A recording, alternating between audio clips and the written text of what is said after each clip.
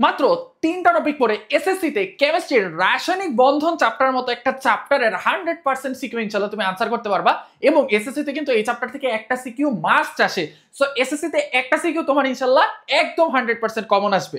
এটা হচ্ছে 4S বা এসএসসি সুপার সাজেশন বাই সাদমানের 8ম পর্ব। এবং তোমরা যদি প্রত্যেকটা সাবজেক্টের প্রত্যেকটা চ্যাপ্টারের এরকম সুপার সাজেশন চাও তাহলে আমার এই ফেসবুক পেজটা ফলো দিয়ে ফেলো, এই ভিডিওটা অবশ্যই শেয়ার দিয়ে ফেলো এবং ভিডিওর নিচে লিখে রাখো ইন্টারেস্টেড। তাহলে চলো আমরা আমাদের সাজেশনে চলে যাই।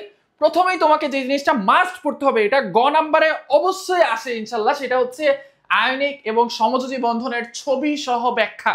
একদম ছবি আঁকা সহ হচ্ছে শিখতে হবে। স্পেশালি এই সমযোজী বন্ধনটা খুব ভালো করে শিখতে হবে।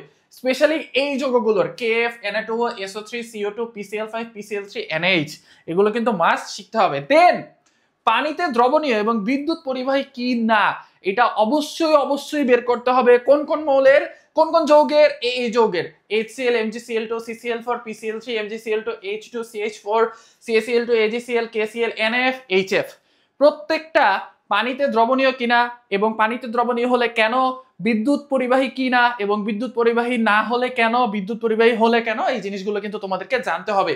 এবং আমাদের থার্ড টপিকটা হচ্ছে খুবই সহজ টপিক, সেটা হচ্ছে দ্বিত্বক এবং অষ্টক নিয়ম। সো আই গেস তোমরা বুঝে ফেলেছো এই চ্যাপ্টার থেকে কোন কোন টপিক হচ্ছে পড়তে হবে। অবশ্যই নেক্সট ভিডিওগুলো চাইলে কমেন্টে হচ্ছে ইন্টারেস্টেড লিখে দাও।